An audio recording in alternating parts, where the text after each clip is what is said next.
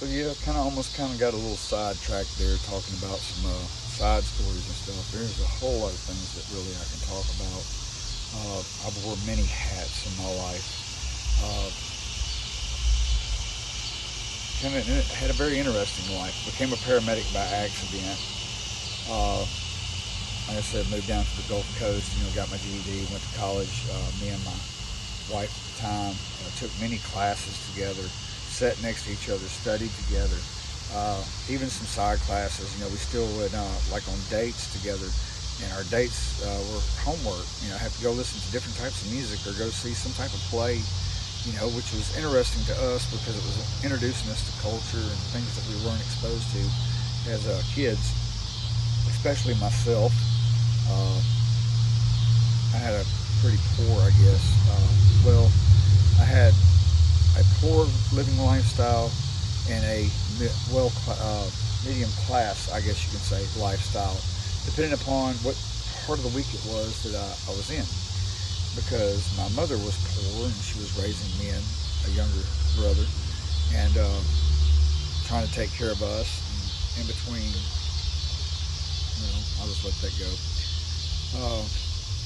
Trying to raise us and move us around, and we moved a lot.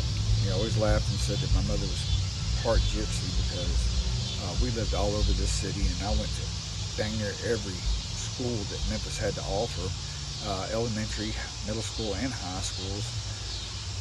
Throughout my life, and like I said, ended up falling behind, ended up quitting school until I got my GED. But anyway, back to the actual story. What I really want to talk about is, like I said, I'm not the victim, and my wife is not truly the bad guy in this, and I shoulder 50% of what happened. But I never expected, if we did divorce, for it to happen the way that it did,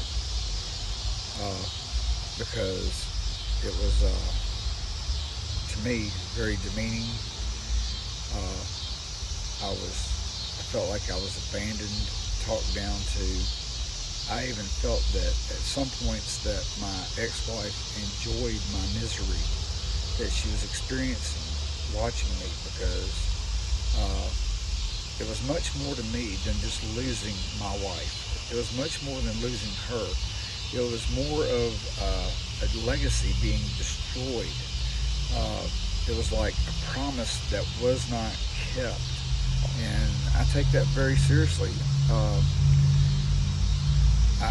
I take serious giving a vow before God and saying, just willfully, that that I'm going to have and hold and cherish, and through the good or bad, thick or thin, sickness and health, till death do you part.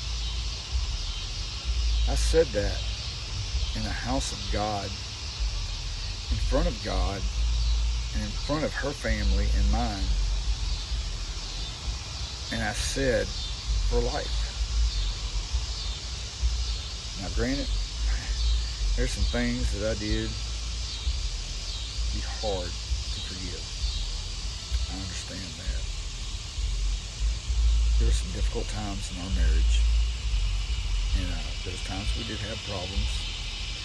And like most other couples, we kept it behind the doors, and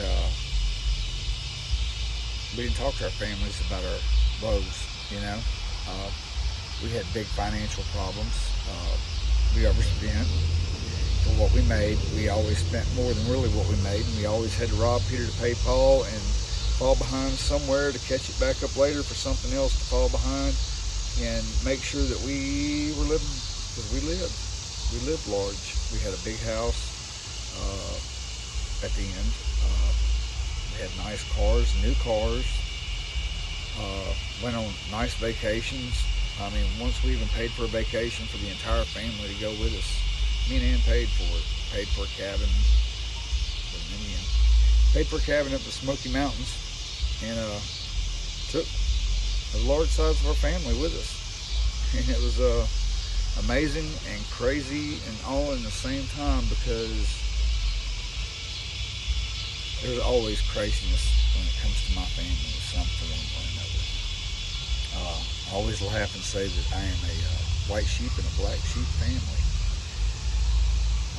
My mother's family, the Mansleys, the Jeters, my grandmother Jeanette, God rest her soul, loved that woman so dearly. I have so many good memories from her.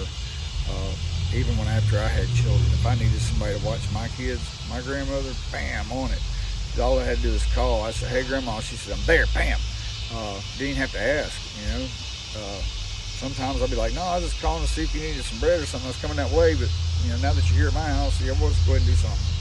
And split out and let her have, you know, the great grandkids. And I'm thankful that my kids got to know her.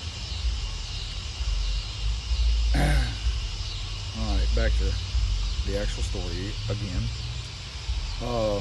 So anyway, yeah, I ended up getting divorced, and we had to sell the house, and we ended up doing what was called a non-contested divorce. In other words, we were both in agreements that we were splitting everything 50-50, debt and equity, all of it. So in the wash, we didn't end up with much. We'll start all over again later.